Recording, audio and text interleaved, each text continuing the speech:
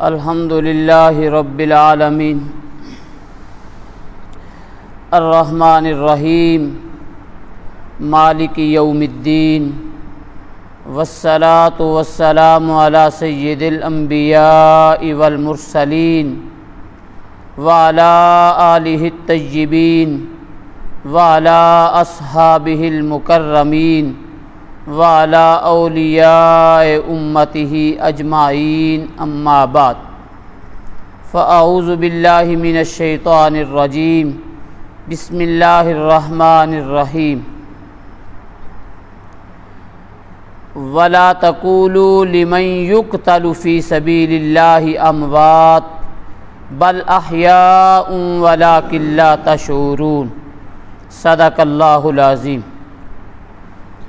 وقال اللہ تبارک و تعالی فی شان حبیبہ ان اللہ وملائکتہ یصلون علی النبی یا ایہا الذین آمنوا صلوا علیہ وسلموا تسلیما اللہم صل علی سیدنا محمد وعلی آل سیدنا محمد وبارک وسلم۔ حاضرین محترم، اللہ جل مجدہ کا لاکھ احسان اور شکر ہے کہ اس کی دی ہوئی توفیق کے ساتھ میں اور آپ نماز جمعۃ المبارک کی ادائیگی کے لیے اللہ کریم کے گھر حاضر ہیں، سو اللہ کریم میری اور آپ کی یہ حاضری اپنی بارگاہ میں قبول فرمائے۔ پچھلے جمعۃ المبارک کی گفتگو اہل بیت اطہار کی محبت، یعنی حضور نبی اکرم صلی اللہ علیہ وسلم کی آل پاک کی محبت قرآن و حدیث کی روشنی میں۔ آئیے بالترتیب آج ہم اسی گفتگو اور موضوع کو آگے بڑھاتے ہوئے واقعہ کربلا کی طرف اس کے چند گوشوں پر روشنی ڈالنا چاہتے ہیں۔ تاریخ اسلام میں شہادتیں بے شمار ہوئیں، ہر شہادت دین کی بقا کے لیے، حضور نبی اکرم صلی اللہ علیہ وسلم کی سنت کے احیاء کے لیے ہوتی رہی، اور ہر شہادت کا مقام و مرتبہ اپنی جگہ اعلیٰ افضل ہے، مگر ان ساری شہادتوں میں اہل بیت اطہار کی شہادتیں اور بالخصوص شہداء کربلا کی شہادتیں ایک منفرد اہمیت کی حامل ہیں، اور کیوں نہ ہوتی؟ اس لیے کہ اہل بیت اطہار کے یہ چراغ محمد مصطفیٰ تاجدار کائنات صلی اللہ علیہ وسلم کے خاندان کے چشم و چراغ تھے، بالخصوص امام علی مقام امام حسین علیہ السلام، وہ جنہیں آقا علیہ السلام نے اپنے کندھوں کی سواری کروائی تھی، وہ جنہیں آقا علیہ السلام نے اپنا لاڈلا بیٹا کہہ کر پکارا تھا، وہ امام جنہوں نے آقا علیہ السلام کے لعاب دہن پاک کو اپنی غذا بنایا تھا، وہ امام جو حضور نبی اکرم صلی اللہ علیہ وسلم کا لاڈلا نواسا تھا، سو ان کی شہادت باقی ساری شہادتوں سے منفرد تاریخی اہمیت کی حامل ہے۔ حضرت ابو ہریرہ رضی اللہ تعالیٰ عنہ وہ روایت کرتے ہیں کہ آقا علیہ السلام نے فرمایا سن 60 ہجری کے اختتام پر ملکی حالات، سیاسی صورتحال کوئی زیادہ اچھی نہ ہوگی، ملک بدامنی کا شکار ہو جائے گا، اور حکومت کی باغ ڈور غیر صالح نوجوان چھوکروں کے ہاتھ میں آ جائے گی۔ جو اقتدار اور اختیار کو عیاشی پر، ذاتی زندگی کے تعیش پر، عیش و عشرت پر، شباب و کباب پر، ناچ گانے پر، بد کرداری پر، فحاشی اور یانی پر، حکومتی ایوانوں کا پیسہ ذاتی عیاشی زندگیوں پر خرچ کرنے لگیں گے۔ حضرت ابو ہریرہ روایت کرتے ہیں، آقا علیہ السلام نے فرمایا، حضرت ابو ہریرہ اکثر دعا مانگا کرتے تھے، اعوذ باللہ من رأس الستین و امارت الصبیان، میں سن 60 ہجری کے اختتام اور 9 عمر چھوکروں کی حکومت سے پناہ مانگتا ہوں۔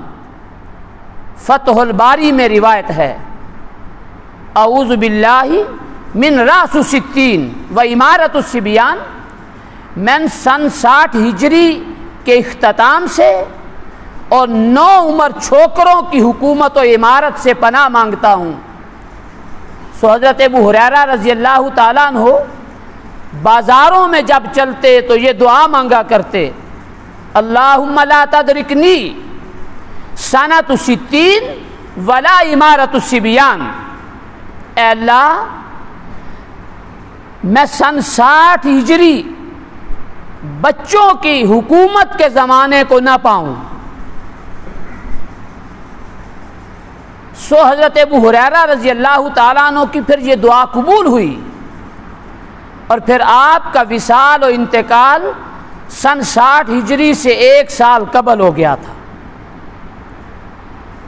سو سن 60 ہجری میں یزید بن معاویہ اس نے حکومت سنبھالی، اور یزید نے حکومت سنبھالتے ہی یزید بد کردار تھا، ذاتی زندگی اس کی عیاشی کی زندگی تھی، شراب و کباب تھا، ساری بے حیائی بد کرداری اس کی زندگی میں پائی جاتی تھی۔ سو اس نے جب حکومت سنبھالی تو سن 60 ہجری میں یزید تخت نشین ہوا، اور سن 61 ہجری کے ابتدائی 10 دنوں میں واقعہ کربلا پیش آیا۔ اور پھر مطلب یہ تھا کہ آقا علیہ السلام یزید کی حکومت سے پناہ مانگا کرتے تھے،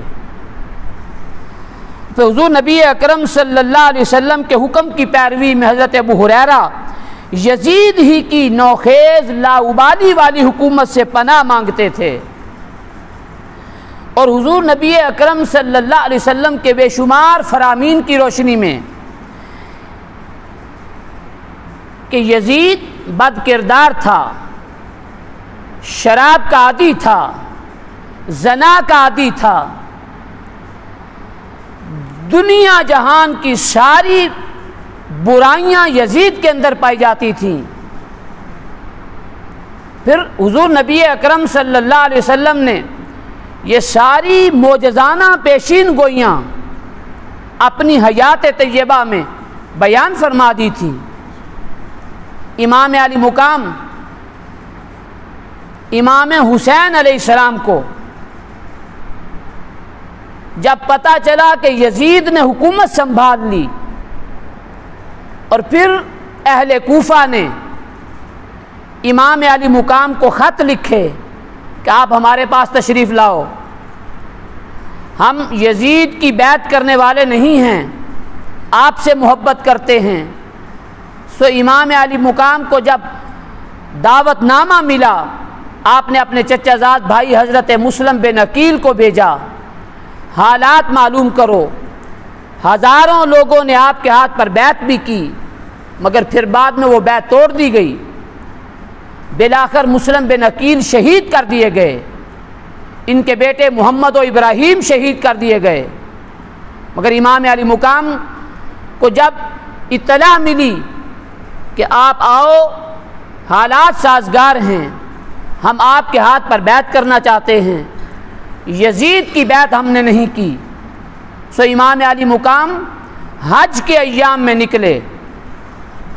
کئی جلیل القدر صحابہ کرام نے منع بھی فرمایا کہ کہ آپ تشریف نہ لے جائیں، مگر امام علی مقام نے فرمایا میں دیکھ رہا ہوں کہ قریش کے ایک نوجوان شخص کے سبب حرم مکہ کا تقدس پامال ہو رہا ہے، اور میں نہیں چاہتا، ممکن ہے یزید اور یزیدی فوج حکم بھیجے میری گرفتاری کے لیے، اور مدینہ کی سرزمین پر جب میری گرفتاری کا حکم آئے مکہ معظمہ میں، تو پھر میرے حامی میری حمایت میں تلواریں اٹھائیں گے، مکہ کی سرزمین پر خون بہے گا۔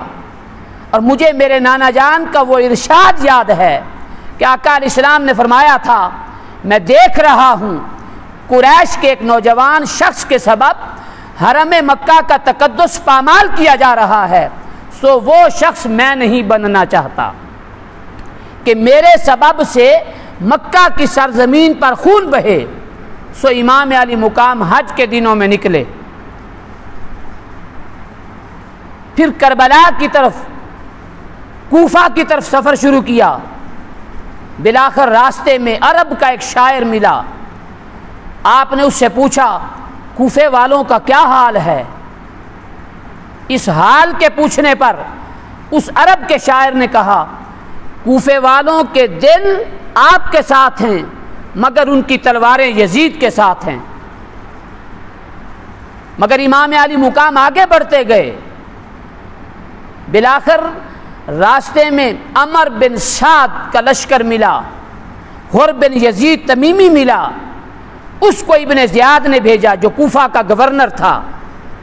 ابن زیاد نے بھیجا کہ امام علی مقام جہاں کہیں ملے انہیں گرفتار کر کے میرے پاس لے آؤ۔ حر بن یزید تمیمی نے امام کو روکا اور اس نے کہا کہ مجھے ابن زیاد نے حکم دے کر بھیجا کہ آپ کو گرفتار کر کے اس کے پاس لے چلوں، اب آپ بتاؤ آپ کی کیا رائے ہے؟ امام علی مقام نے فرمایا میں اپنے ساتھیوں سے مشورہ کرتا ہوں۔ سو جب ساتھیوں سے مشورہ کیا تو ساتھیوں نے اسی میدان میں پڑاؤ ڈالنے کا حکم دیا، رائے دی۔ سو اسی میدان پر، وہ میدان کیا تھا؟ وہ میدان کون سا میدان تھا؟ جہاں امام علی مقام کا قافلہ پہنچ چکا تھا، وہ دریائے فرات کا کنارہ تھا۔ امام علی مقام نے پوچھا یہ جگہ کیا ہے؟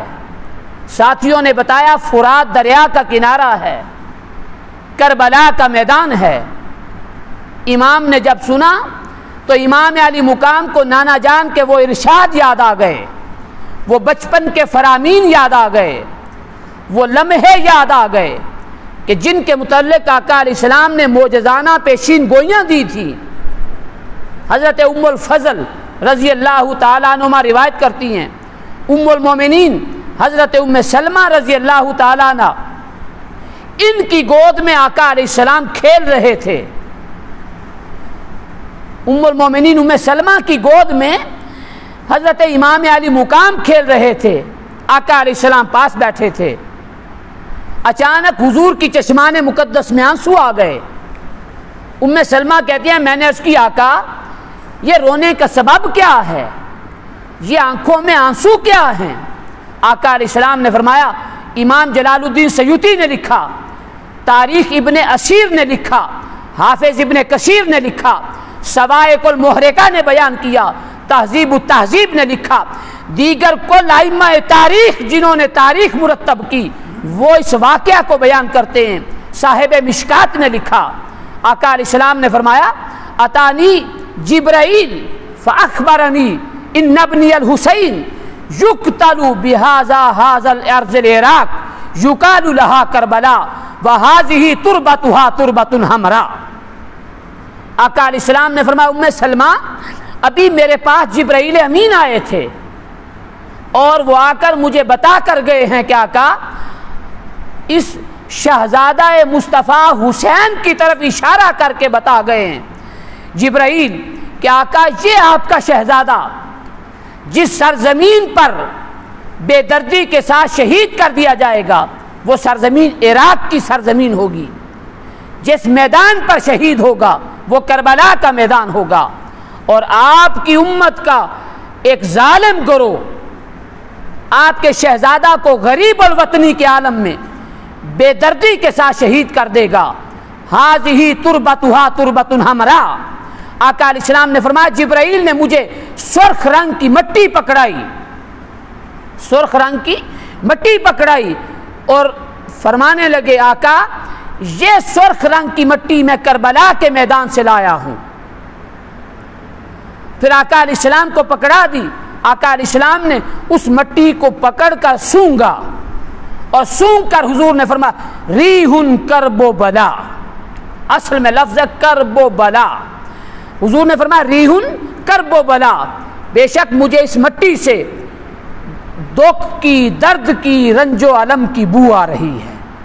آقا علیہ السلام نے ام سلمہ کو وہ مٹی عطا کی، حضور نے فرمایا ام سلمہ مجھے معلوم ہے اس وقت تو زندہ ہوگی، ام المومنین ام سلمہ کو وہ مٹی عطا کی، فرمایا ام سلمہ اس وقت تو زندہ ہوگی، اس مٹی کو سنبھال کے رکھنا، دیکھتے رہنا دیکھتے رہنا، جب یہ مٹی سرخ خون میں بدل جائے سمجھ لینا میرا حسین شہید کر دیا گیا۔ سو آقا علیہ السلام نے وہ سرخ رنگ کی مٹی ام سلمہ کو عطا کی۔ امام علی مقام نے فرمایا ہاں بے شک یہ دریائے فرات کا کنارہ، کربلا کا میدان، یہی ہماری آخری منزل ہے، یہی ہماری آخری منزل ہے، وہی پڑاؤ کیا، یہ سمجھ کر کہ فرات دریا کا کنارہ قریب ہے، پانی میسر ہوگا، مگر ان ظالموں نے دریائے فرات کا ایک قطرہ پانی کا بھی لینے سے روک دیا گیا۔ امام علی مقام یکم محرم کو یا 2 محرم کو کربلا کے اس میدان میں اس جگہ پر پہنچے، 8 دن تک عمر بن سعد ابن زیاد کے ساتھ مذاکرات ہوتے رہے، گفت و شنید ہوتی رہی، 8 دن گزر جانے کے بعد مگر کوئی بھی چارہ ایسا نہ تھا کہ امام علی مقام ان کے ساتھ کسی معاملے پر کوئی بات طے کرتے۔ بالآخر 9 محرم الحرام کا دن آ گیا، امام علی مقام امام حسین علیہ السلام خاندان کے لوگوں کو لے کر کربلا کے میدان میں تھے۔ 9 محرم کی شام کو عمر بن سعد، شمر ذی الجوشن، انہوں نے رات کو ہی لڑائی مقاتلہ کرنے کا اعلان کر دیا، مگر امام نے فرمایا ایک رات ہمیں مہلت دے دو، ایک رات ہمیں مہلت دے دو، اللہ کے حضور مناجات کرنے کی، قرآن کی تلاوت کرنے کی، استغفار کرنے کی۔ رات کے وقت امام علی مقام خیموں میں تشریف لے گئے، شہزادوں کو اکٹھا کیا، مقدس بیبیوں کو اکٹھا کیا، آپ نے خطبہ ارشاد فرمایا اے میرے جانثار وفاداروں، ساتھیوں، اے میرے شہزادوں، آپ رات کے اندھیرے میں اگر جانا چاہو تو چلے جاؤ، میں کل قیامت کے دن اپنے نانا جان کی بارگاہ میں تمہاری سفارش کروں گا، سفارش و شفاعت کروں گا، مگر میں اپنی خاطر تمہیں جنگ میں جھونکنا اور مروانا نہیں چاہتا۔ مگر امام علی مقام کی یہ گفتگو سن کر شہزادے، جانثار وفادار ساتھی وہ پکار اٹھے اے امام، جب تک ہمارے جسم میں خون کا ایک قطرہ ہے ہم ظالموں کے، دشمنوں کے تیر کو آپ کی طرف نہیں آنے دیں گے۔ سو امام علی مقام، امام حسین، خاندان کے لوگ، وفادار رفقا ساتھی، ساری رات قرآن کی آوازیں آتی رہیں، تلاوت ہوتی رہی، ذکر اذکار ہوتا رہا، مناجات ہوتی رہیں۔ الصبح محرم کی 10 تاریخ تھی، مارکہ کربلا بپا ہوا، تنہا تنہا یزیدی فوج کے ساتھ لڑتے رہے، جان نثار وفادار ساتھی شہید ہوتے رہے۔ بالآخر امام علی مقام کا 18 سال کا کڑیل جوان امام علی اکبر، حسن و جمال اتنا تھا کہ یہ تاجدار کائنات کی شبیہ مصطفیٰ تھے، حضور کی ہم شکل تھے۔ 18 سال کا کڑیل جوان، اتنا خوبصورت جوان امام علی اکبر میدان کے اندر اترنے کے لیے نکلے تو امام علی مقام نے سر پر امامہ بندھوایا، تلوار ہاتھ میں دی، امام علی اکبر میدان کی طرف نکلے، ہزاروں کوفیوں یزیدیوں کو گاجر مولی کی طرح کاٹ رہے تھے۔ مگر امام اہل بیت چاہتے تھے میں اپنے جوان بیٹے علی اکبر کی جرت و شجاعت کا منظر خود دیکھوں، مگر میدان کربلا میں گرد تھی، ہر طرف گرد ہی گرد تھی، مگر پتہ یہی چلتا تھا کہ یزیدی لشکر جدھر بھاگ رہا ہے امام علی اکبر بھی تلوار لے کر انہی کے پیچھے بھاگ رہے ہیں۔ سو بالآخر میدان کربلا میں امام علی اکبر ہزاروں کوفیوں کے ساتھ لڑتے ہوئے سارا جسم تلواروں نیزوں کے زخموں سے چور ہو چکا تھا، امام علی اکبر زمین پر آ گئے۔ اچانک آواز آئی یا ابتا، ابا جان۔ سیدہ زینب نے کہا بھائی جان لگتا ہے علی اکبر زمین پر آ گئے ہیں، علی اکبر زمین پر آ گئے ہیں۔ امام علی اکبر کی آواز نکلی ابتا، پکارا ابا جان، تو امام علی مقام میدان کی طرف دوڑے۔ عزیزان محترم، جوان بیٹے کی لاش و میت کو اٹھانے کا ذرا منظر اپنی نگاہوں کے سامنے کیجئے۔ امام علی اکبر میدان میں گئے، امام علی اصغر امام علی اکبر میدان میں لڑتے لڑتے زمین پر گرے، سینے میں نیزہ پیوست ہے، آنکھیں کھلی آسمان کی طرف ہیں۔ امام قریب پہنچے تو کہتے ہیں ابا جان سینے سے نیزے کا پھل نکالو، ایک گھونٹ پانی کا قطرہ میسر ہو تو دے دو تاکہ تازہ دم ہو کر پھر لڑ سکوں۔ امام علی مقام کی آنکھوں میں آنسو آ گئے، کہنے لگے بیٹا علی اکبر، کربلا کے اس میدان میں پانی کا ایک گھونٹ کہاں میسر؟ ہاں وہی زباں تیرے منہ کے اندر رکھ دیتا ہوں، کبھی میرے نانا محمد مصطفیٰ اپنی زباں مجھے چسایا کرتے تھے، وہی سوکھی زباں تیرے منہ کے اندر رکھ دیتا ہوں۔ امام علی اکبر کے منہ کے اندر امام علی مقام نے زباں رکھی، سینے سے نیزے کا پھل نکالا، خون کا فوارہ رواں ہوا، امام علی اکبر کی روح قفس انصری سے پرواز کر گئی، امام کی روح پرواز کر گئی۔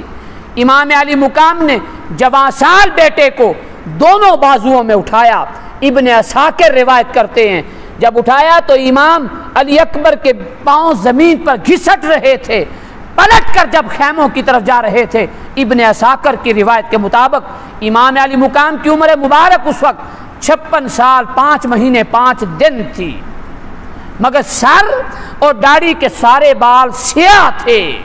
مگر جب جوان بیٹے علی اکبر کی لاش کو اٹھا کر خیموں کی طرف پلٹ رہے تھے، سیدہ زینب کی نگاہ پڑی، چیخ نکل گئی، رو کے کہتے ہیں بھائی جان جب گئے تھے تو بال سیاہ تھے، جوان بیٹے کی لاش کو اٹھا کر پلٹ رہے ہو تو سارے بال سفید ہو گئے ہیں۔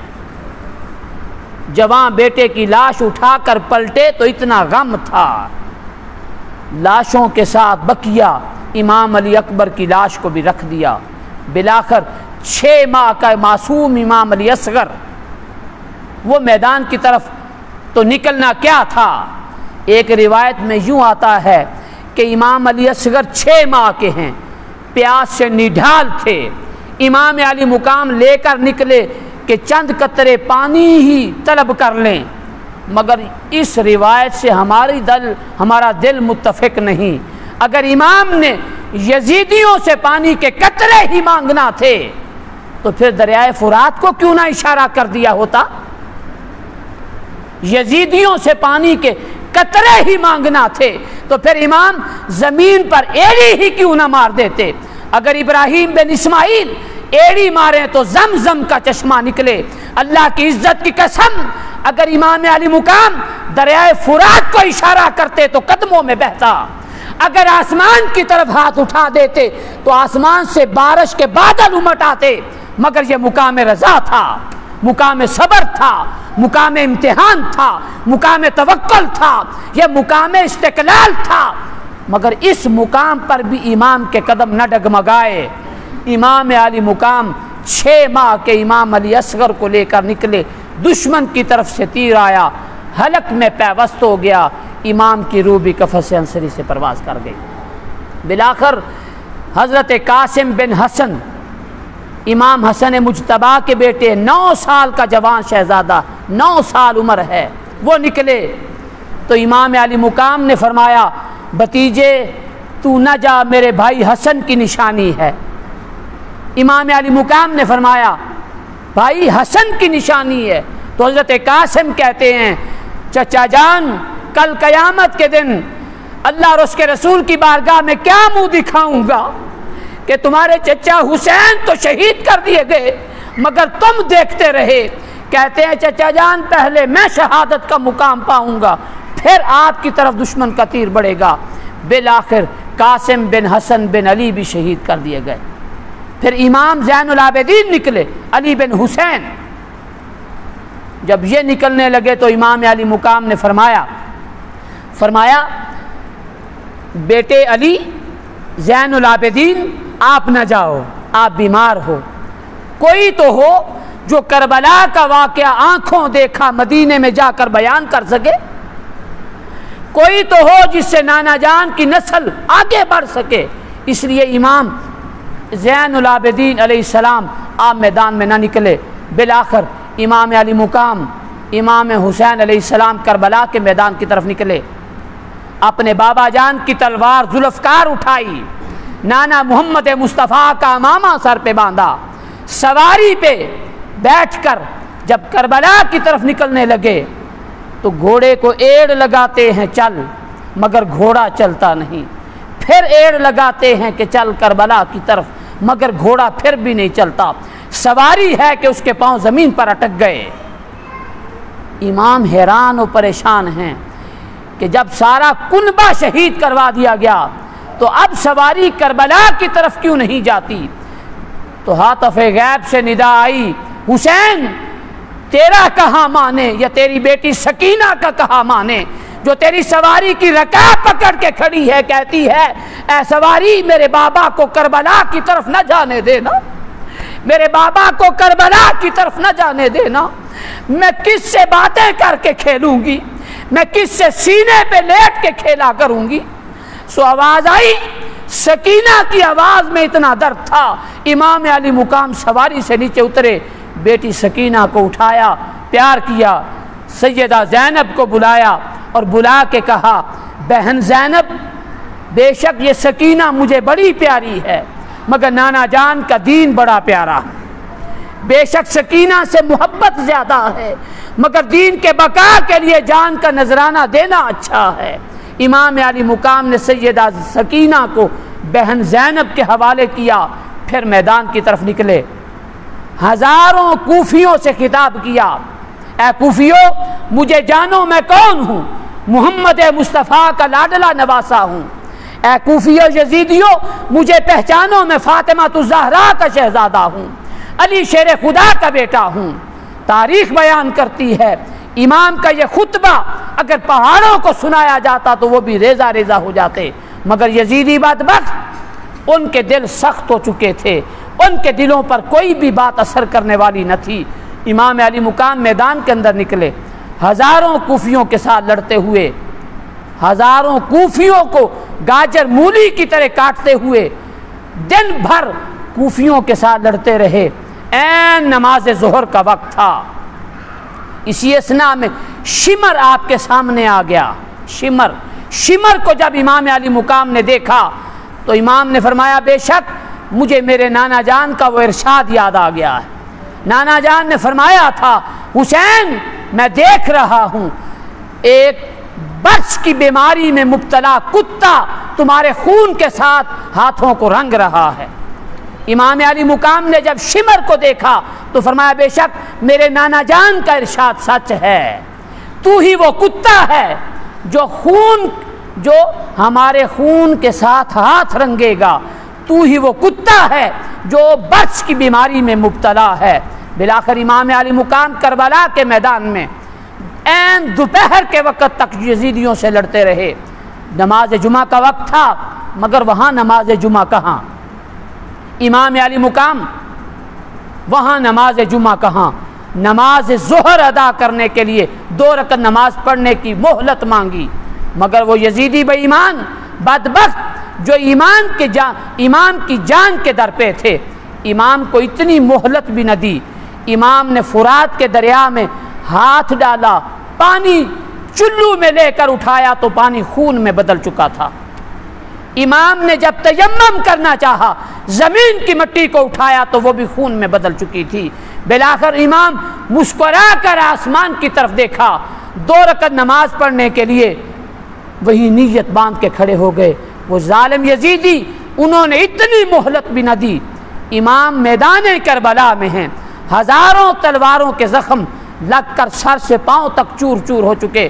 بالآخر شمر لعین بدبخت، جس کے متعلق آقا علیہ السلام نے فرمایا تھا تو ہی وہ کتا ہے جو برس کی بیماری میں مبتلا ہے، امام علی مقام نے فرمایا بے شک تو ہی وہی ہے جو ہمارے خون کے ساتھ ہاتھ رنگے گا۔ سو اس نے تلوار چلائی، امام علی مقام کا سر تن سے جدا کر دیا گیا۔ سو آواز آئی یا ایتھا النفس المطمئنہ، اے روح طاہر لوٹا اس حال میں کہ ہم تجھ سے راضی ہیں، تو ہم سے راضی ہے۔ لوٹا اس حال میں ہم تجھ سے راضی ہیں، تو ہم سے راضی ہے۔ سو صاحب مشکات نے حدیث پاک کو بیان کیا، وہ کیا؟ حضرت عبداللہ ابن عباس روایت کرتے ہیں، کہتے ہیں کہ میں دوپہر کا وقت ہے، اپنے گھر کے اندر آرام فرما ہوں، سو رہا تھا، گرمیوں کے دن ہیں، اچانک خواب میں کیا دیکھتا ہوں کہ آقا علیہ السلام خواب کے اندر تشریف لے آئے۔ حضور کے سر انور پر بالوں میں گرد ہے، داڑھی میں مٹی ہے۔ آقا علیہ السلام کے سر انور میں گرد ہے، داڑھی میں مٹی ہے، لباس گرد سے بھرا ہوا ہے۔ حضرت عبداللہ ابن عباس کہتے ہیں میں نے نیند کی حالت میں حیرت میں پوچھا آقا یہ ماجرا کیا ہے، یہ آپ کے جسم اقدس پر مٹی کیا ہے، بالوں میں گرد کیا ہے؟ آقا علیہ السلام نے فرمایا اے عبداللہ ابن عباس میں ابھی کربلا کے میدان سے آ رہا ہوں، میں ابھی کربلا کے میدان سے آ رہا ہوں، آج سارا دن میں محمد مصطفیٰ نے کربلا کے اندر گزارا ہے اور اپنے پیاروں کا خون اس شیشی میں اکٹھا کر کے لایا ہوں اور اپنے رب کو دکھانے جا رہا ہوں کہ باری تعالیٰ تیرے محبوب کے نواسوں کے ساتھ میری امت کے اس ظالم گروہ نے جو میرا کلمہ تو پڑھنے والے تھے مگر بے ایمان ہیں، بدبخت ہیں، ظالم ہیں، شراب نوشی کرنے والے ہیں، عیاش حکمران ہیں، انہوں نے میرے محبوب نواسے کے ساتھ یہ ظلم کیا ہے۔ سو امام علی مقام کی شہادت کے منظر کے دن تاجدار کائنات نے بھی وہ دن کربلا میں گزارا، اور ادھر ام سلمہ بیان کرتی ہے میں مدینہ پاک میں گھر میں آرام فرما تھی، اچانک کیا دیکھتی ہوں آقا علیہ السلام تشریف لے آئے، حضور علیہ السلام کے بالوں میں گرد ہے، مٹی ہے، میں نے پوچھ لیا آقا یہ گرد اور مٹی کیا ہے؟ آقا علیہ السلام نے فرمایا میں نے آج کا سارا دن کربلا کے میدان میں گزارا، سارا دن کربلا کے میدان میں گزارا ہے۔ اور حضرت ام المومنین ام سلمہ کہتی ہے میری چیخ نکل گئی، میں اٹھی، وہ جو مٹی آقا علیہ السلام نے مجھے شیشی میں دی تھی سنبھال کے رکھنا، میں اندر گئی، میں نے جب اس مٹی کو اٹھا کے دیکھا تو وہ خون میں بدل چکی تھی۔ انا للہ و انا الیہ راجعون۔ ٹھیک 22 دن کے بعد باضابطہ مدینہ و مکہ میں اطلاع پہنچی کہ امام علی مقام شہید کر دیے گئے۔ عزیزان محترم، امام علی مقام کی شہادت کا منظر بڑا دردناک ہے، شہادتیں بڑی ہیں مگر امام کی شہادت سب سے بڑی شہادت ہے۔ آئیے عزیزان محترم، واقعہ کربلا کی روشنی میں ہمیں پیغام کیا ملتا ہے؟ ہم بھی اہل بیت اطہار سے محبت کریں، انہی کے نقش قدم پر چلتے ہوئے دین اسلام کے لیے قربانی دے کر دین کے پودے کو زندہ کریں۔ ایک شاعر نے امام علی مقام کی بارگاہ میں ہدیہ تبریک پیش کرنے کے لیے بہت خوبصورت شعر کہے ہیں، آئیے ہم بھی اپنے ایمان کو جلا بخشتے ہیں۔ ہزاروں میں 72 تن تھے تسلیم و رضا والے، ہزاروں میں 72 تن تھے تسلیم و رضا والے، حقیقت میں خدا ان کا تھا اور یہ تھے خدا والے۔